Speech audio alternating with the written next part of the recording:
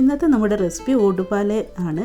ഓടുപാൽ എന്ന് വെച്ചാൽ നമ്മൾ ഓട്ടടയപ്പം തന്നെയാണ് കർണാടകയിൽ, പക്ഷേ ഇതിന് ഓടുപാൽ എന്നാണ് പറയൽ. ഓടുപാൽ എന്ന് വെച്ചാൽ അവരൊരു ട്രഡീഷണൽ സ്റ്റൈലിലാണ് ഉണ്ടാക്കുന്നത്. അതായത് പച്ചരി മാത്രം വെച്ചിട്ടല്ല, കുറച്ച് പുഴുങ്ങലരിയും വെച്ചിട്ടാണ് ഉണ്ടാക്കുന്നത്. അപ്പോൾ എങ്ങനെ ഉണ്ടാക്കുന്നത് നോക്കാം. അപ്പോൾ ഓടുപാൽ ഉണ്ടാക്കാൻ വേണ്ടിയിട്ട് ആദ്യം തന്നെ 1 കപ്പ് പച്ചരിയും 1/2 കപ്പ് പുഴുങ്ങലരിയും വേണം. പുഴുങ്ങലരി നമ്മൾ സാധാ ചോറ് വെക്കുന്ന പുഴുങ്ങലരിയാണ്. അത് കഴുകി വൃത്തിയാക്കിയിട്ട് ആവശ്യത്തിന് വെള്ളം ഒഴിച്ചിട്ട് നമുക്കൊരു 4-5 മണിക്കൂറെങ്കിലും ഒന്ന് കുതിരാൻ വെക്കാം. അങ്ങനെ ഏകദേശം ഒരു 4 മണിക്കൂറൊക്കെ കഴിയുമ്പോൾ തന്നെ 2 അരിയും കുതിർന്നിട്ടുണ്ടാവും. ഇനി ഇതിലെ വെള്ളമൊക്കെ കളഞ്ഞിട്ട് നമുക്കിത് മിക്സിയുടെ ജാറിലേക്ക് ഇട്ട് കൊടുക്കാം. അങ്ങനെ നമ്മുടെ അരിയുടെ വെള്ളമൊക്കെ കളഞ്ഞിട്ട് ഞാൻ മിക്സിയുടെ ജാറിലേക്ക് ഇട്ട് കൊടുക്കുന്നുണ്ട്. അപ്പോൾ ഇത് ഓവർനൈറ്റ് കുതിർക്കുകയാണെങ്കിൽ അത്രയും നല്ലതാണ്. അപ്പോൾ രാവിലത്തേക്കാണെങ്കിൽ രാത്രി കുതിരാൻ വെച്ചാൽ മതി. ഇന്ന് രാവിലെ അരച്ചിട്ട് നമുക്ക് അപ്പം തന്നെ ചുട്ടെടുക്കാൻ തുടങ്ങാം. അതായത് ദോശക്ക് അരച്ച് വെക്കുമ്പോൾ ഒരുപാട് സമയം അരച്ചിട്ട് വെക്കേണ്ട ആവശ്യമൊന്നുമില്ല. ഒരു 1/2 കപ്പ് തേങ്ങയും ഒരു 2 കപ്പ് വെള്ളം ഒഴിച്ചിട്ട് ഇത് നന്നായിട്ടൊന്ന് അരച്ചെടുക്കാം. ദോശക്കെല്ലാം അരച്ചെടുക്കുമ്പോൾ തന്നെ നന്നായിട്ടൊന്ന് അരച്ചെടുക്കുക. ഈ ഒരു പാകത്തിനാണ് അരച്ചെടുക്കേണ്ടത്. ഒരുപാട് കട്ടിയിലും അതുപോലെ തന്നെ ഒരുപാട് ലൂസും ആവാൻ പാടില്ല. ഈ ഒരു പാകത്തിന് അരച്ചെടുക്കണം. അപ്പോൾ ഈ ഒരു ടൈമിൽ തന്നെ നമ്മുടെ ദോശക്കല്ല് ചൂടാക്കാൻ വെക്കണം. ഏകദേശം ഒരു 10 മിനിറ്റെങ്കിലും ഒന്ന് ചൂടാകണം. അപ്പോൾ ഞാനിതിൽ ഉപ്പ് ചേർത്തിട്ടുണ്ടായിരുന്നില്ല. ഈ ഒരു ടൈമിനാണ് ഞാൻ ഉപ്പ് ചേർത്ത് കൊടുക്കുന്നത്. അരി അരക്കുമ്പോൾ തന്നെ ഉപ്പ് ചേർത്ത് കൊടുത്താൽ മതി. അത് ഞാൻ വിട്ടുപോയതാണ്. അപ്പോൾ ഈ ഒരു ടൈമിൽ ഞാൻ ഉപ്പും കൂടി ചേർത്തിട്ട് മിക്സ് ചെയ്യുന്നുണ്ട്. ഇനി നമുക്ക് ഓട് ചൂടാക്കാൻ വെക്കാം. ഓട് ചൂടാവുന്ന ഈ ഒരു ടൈമിൽ തന്നെ ഇതിന് വേണ്ടിയിട്ടുള്ള തേങ്ങാപ്പാൽ നമുക്ക് റെഡിയാക്കിയെടുക്കാം.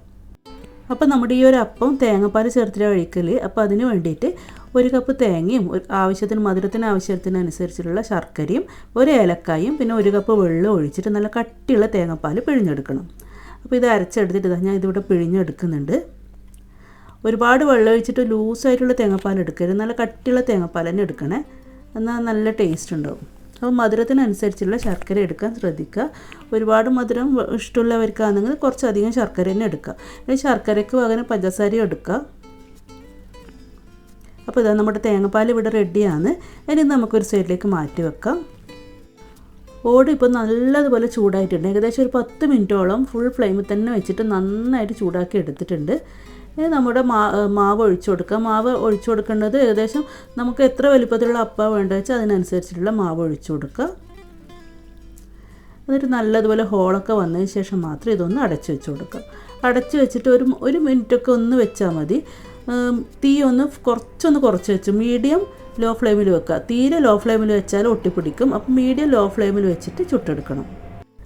ഏകദേശം 1 മിനിറ്റൊക്കെ ആകുമ്പോൾ തന്നെ ഇത് കണ്ടില്ലേ, നമ്മുടെ അപ്പം ഇവിടെ റെഡി ആയിട്ടുണ്ട്. നല്ല ക്രിസ്പി ആയിട്ട് ഇതുണ്ട്. കാരണം നമ്മളിതിൽ സോഫ്റ്റ് ആകാൻ വേണ്ടിയിട്ട് മുട്ടയൊന്നും ചേർത്തിട്ടില്ല. അപ്പോൾ ഈ ഒരു പാകത്തിനുണ്ട്. പക്ഷെ നല്ല ടേസ്റ്റാണ്.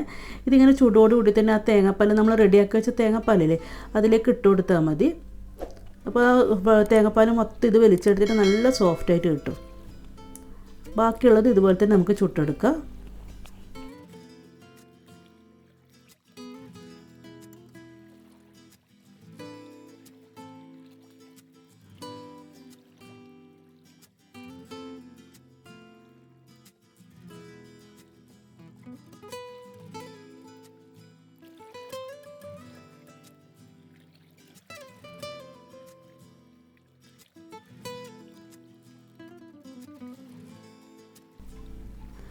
ചൂടോട് കൂടി തന്നെ ഇപ്പോൾ തേങ്ങാപ്പാലിലേക്ക് ഇട്ട് കൊടുക്കുന്നുണ്ട്.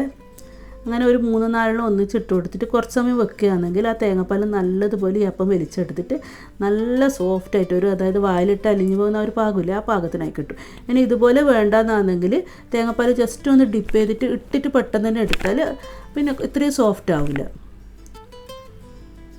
അപ്പോൾ അത് നിങ്ങളിഷ്ടം പോലെ ചെയ്യുക. നല്ല ടേസ്റ്റ് ആയിട്ടുള്ള അടിപൊളി ഓട്ടുപാൽ തന്നെയാണ്.